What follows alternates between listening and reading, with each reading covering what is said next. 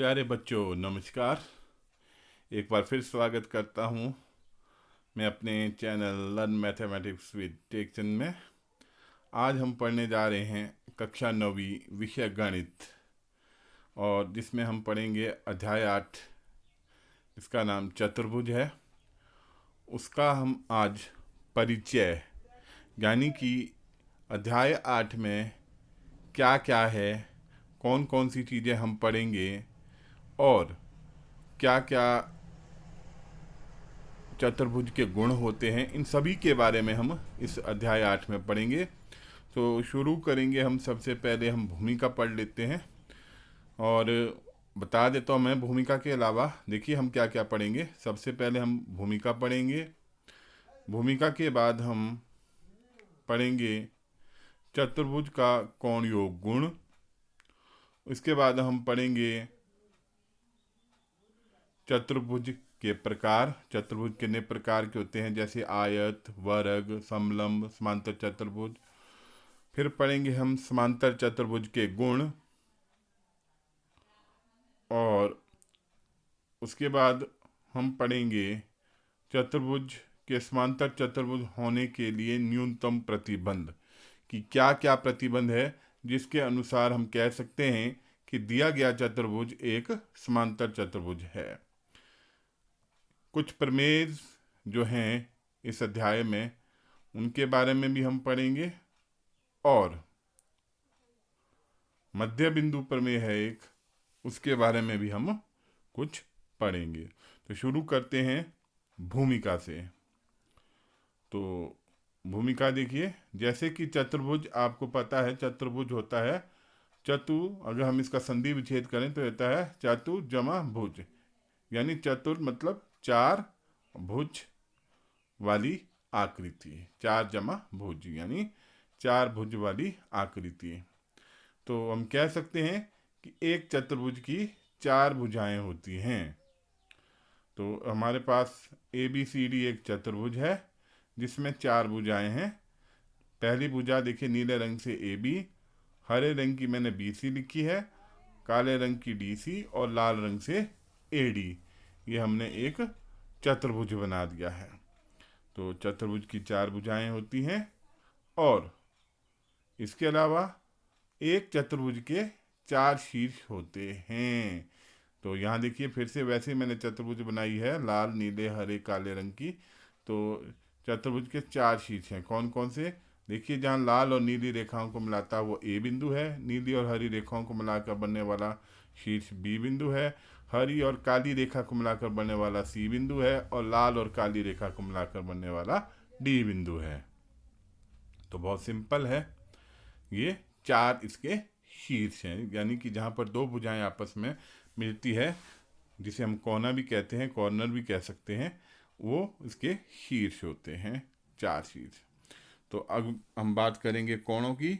तो जैसे कि एक चतुर्भुज की चार भुजाएं हैं, तो एक चतुर्भुज के चार कोण भी होते हैं।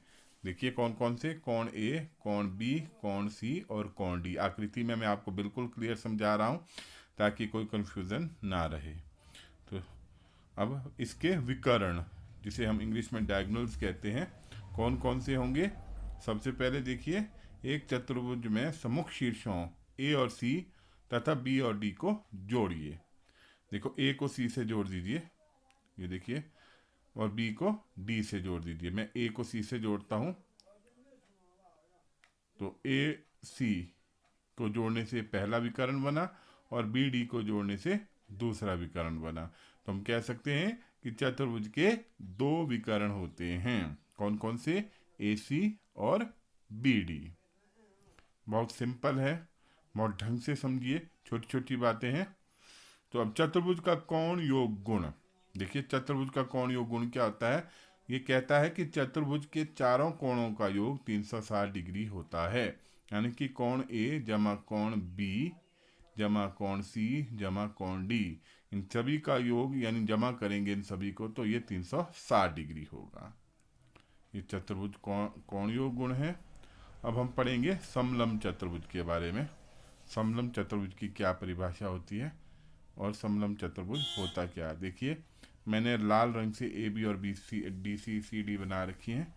एक चतुर्भुज जिसमें सममुख भुजाओं का कम से कम एक युग्म यानी एक जोड़ा समांतर हो तो ऐसा चतुर्भुज समलंब चतुर्भुज कहलाता है। देखिए मैंने ए बी और सी डी लाल रंग से बना के रखी हैं, ये एक दूसरे के समांतर है, जबकि ए सी और बी सी एक दूसरे के समांतर नहीं है। तो हम कहेंगे चतुर्भुज ए बी सी डी की सम्मुख भुजाओं ए बी और डी सी का एक युग्म समांतर है। तो ए बी समांतर है डी सी।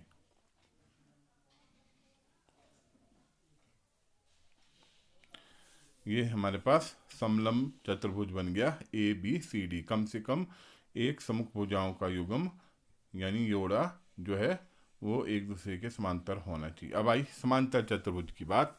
तो देखिए समलंब और समांतर चतुर्भुज में अंतर क्या है कि पहले हम समांतर चतुर्भुज की परिभाषा पढ़ते हैं। एक चतुर्भुज जिसमें सम्मुख भुजाओं के दोनों युग्म समांतर हो तो ऐसा चतुर्भुज समांतर चतुर्भुज कहलाता है। देखिए चतुर्भुज ए बी सी डी की सम्मुख भुजाएं ए बी और डी सी एवं सम्मुख भुजाएं ए डी और बी सी एक दूसरे के दोनों के समांतर हैं। देखिए ए बी और डी सी को मैंने लाल रंग से लिख रखा है, जबकि ए डी और बी सी को काले रंग से। तो ए बी समांतर है डी सी के और ए डी समांतर है बी सी के। तो यानी कि जो सम्मुख भुजाएं जिसकी समांतर होंगी एक दूसरे की वो समांतर चतुर्भुज होगा, दोनों युग्म होने चाहिए समांतर। तो अब हम पढ़ेंगे आयत के बारे में। देखिए आयत की परिभाषा सबसे पहले क्या कहता है,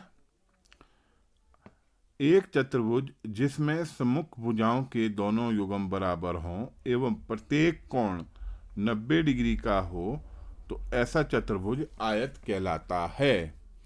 सिंपल सी बात है, आमने सामने की भुजाएं जैसे यहाँ मैंने ए बी और डी सी जो लाल रंग से जो है ये एक दूसरे के बराबर है, समांतर हैं, और ए डी और बी सी जो काले रंग की हैं ये भी एक दूसरे के बराबर हैं और समांतर है।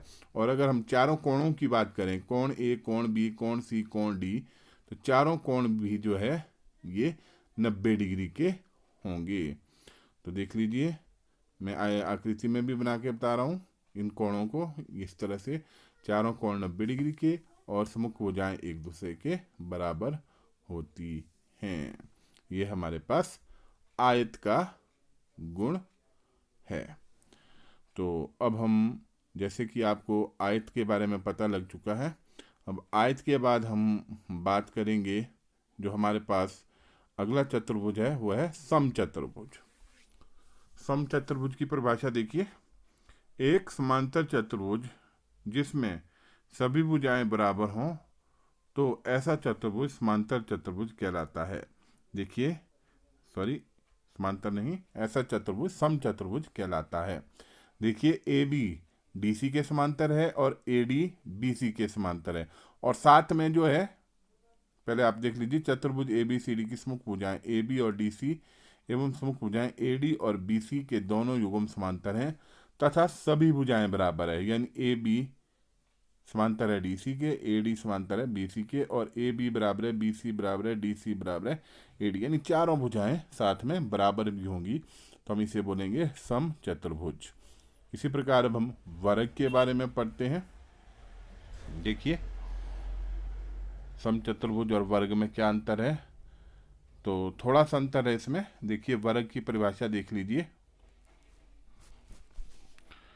एक चतुर्भुज जिसमें सभी भुजाएं बराबर हों एवं प्रत्येक कोण 90 डिग्री हो तो ऐसा चतुर्भुज वर्ग कहलाता है। देखिए एक चतुर्भुज जिसमें सभी भुजाएं बराबर हों एवं प्रत्येक कोण 90 डिग्री हो तो ऐसा चतुर्भुज वर्ग कहलाता है।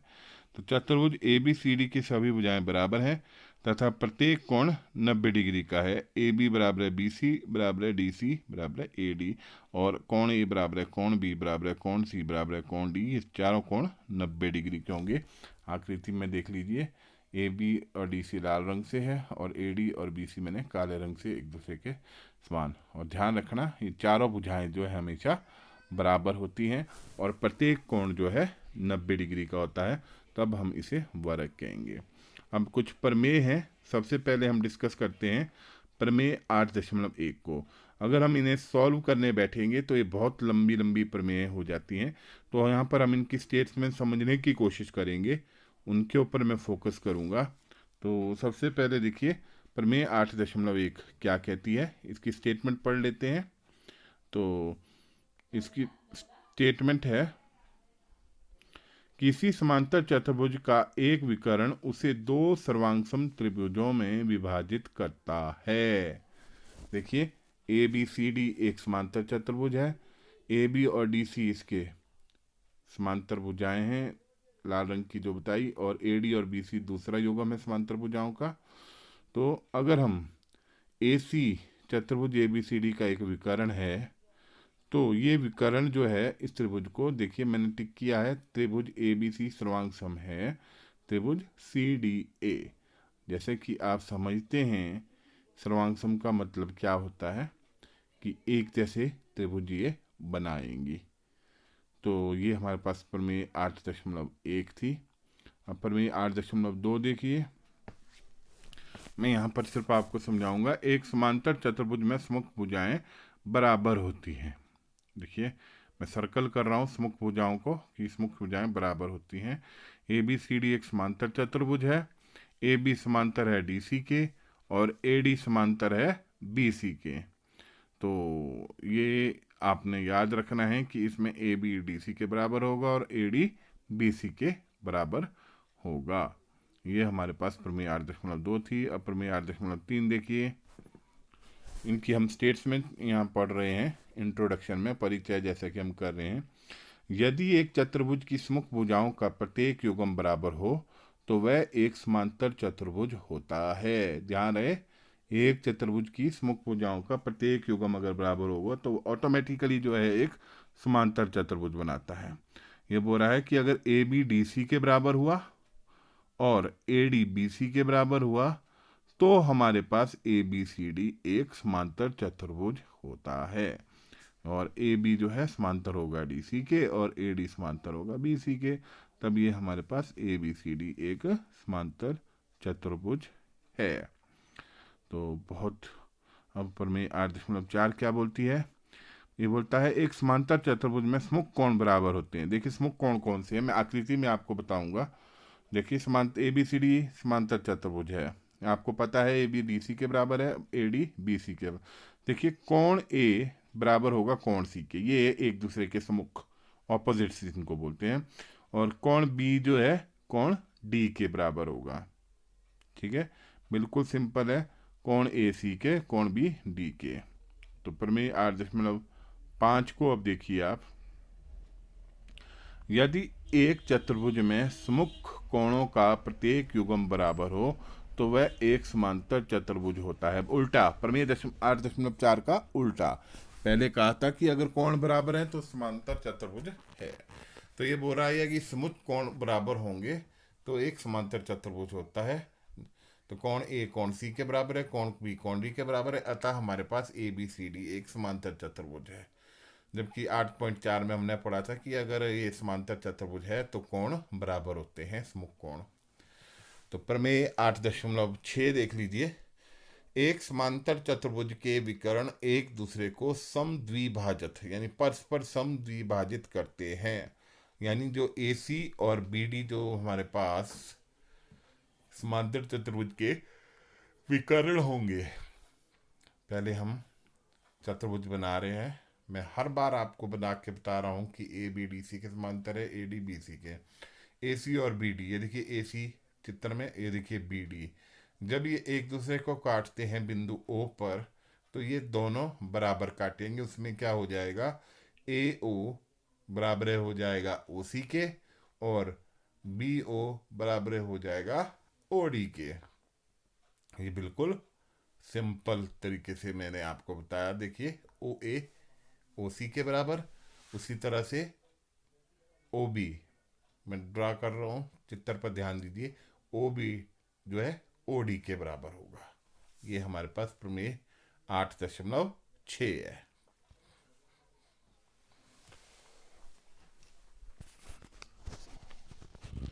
अब हमारे पास प्रमेय 8.7, यदि एक चतुर्भुज के विकर्ण एक दूसरे को समद्विभाजित करें तो यह एक समांतर चतुर्भुज होता है।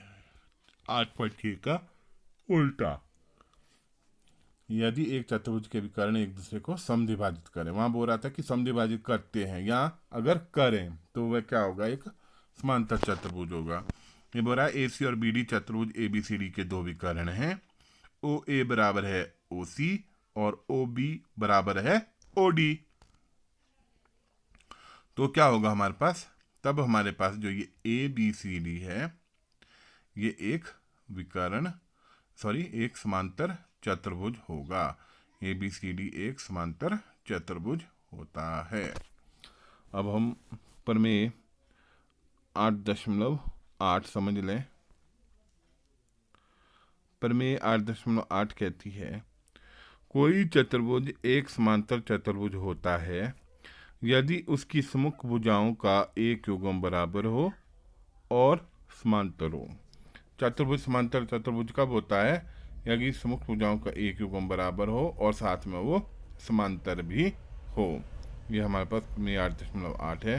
देखिए AB समांतर है DC के और AB बराबर भी है DC के, तो यह ABCD एक समांतर चतुर्भुज है। उसी तरह से यदि AD बराबर है समांतर है BC के तो भी ये हमारे पास समांतर चतुर्भुज बनेगा। तो अब प्रमेय 8.9 देख लीजिए।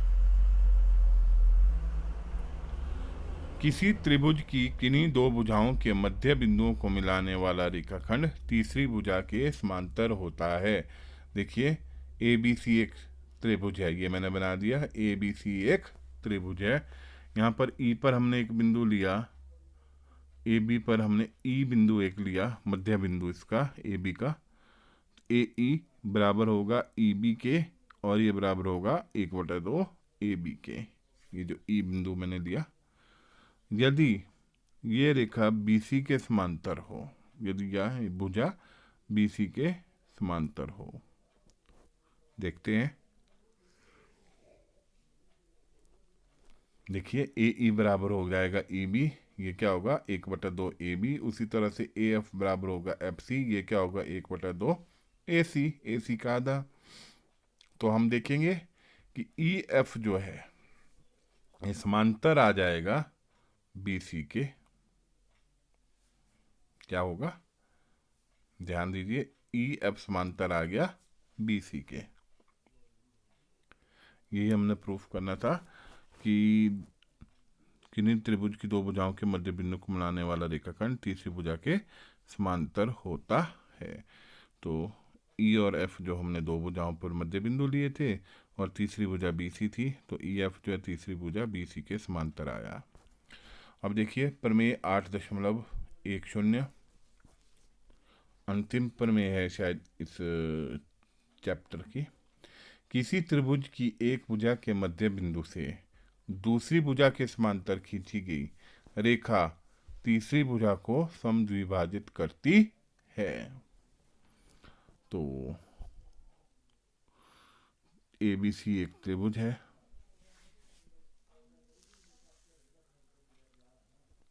अब एक भुजा का मध्य बिंदु E है, AB का मध्य बिंदु E है। अगर अब आप AE बराबर EB बराबर 1/2 AB बिल्कुल है ये। यदि हम इसे समांतर लें, EF को BC के समांतर लें, तो हम कह सकते हैं कि AF जो है वो भी FC के बराबर होगा और बराबर होगा 1/2 AC के। तो ये हमने कुछ प्रमेय पढ़ी। अगर इन्हें विस्तृत रूप से करना होगा तो बहुत अधिक समय लगता है। मैंने इनकी स्टेटमेंट्स यहाँ पर डाल दी है। तो बच्चों बहुत ढंग से मैंने आपको समझाया। तो इन स्टेटमेंट को, इन प्रमेय को आप याद भी कर लें, अपने जहन में बिठा लें, क्योंकि इन्हीं से ही जो है आगे आपको जो हम प्रश्नावली हल करेंगे, इन्हीं प्रमेयों के आधार पर हम इन प्रश्नावलियों को, जो प्रश्नावली 8.1 है और 8.2 है, उन्हें हल करेंगे। तो प्यारे बच्चों, क्यों, जैसे कि आप जानते हैं कि आप लर्न मैथमेटिक्स विद टेक्चंद जो मेरा यूट्यूब चैनल है, इसको माध्यम से हर घर पाठशाला के तहत अप्लाई कर रहे हैं।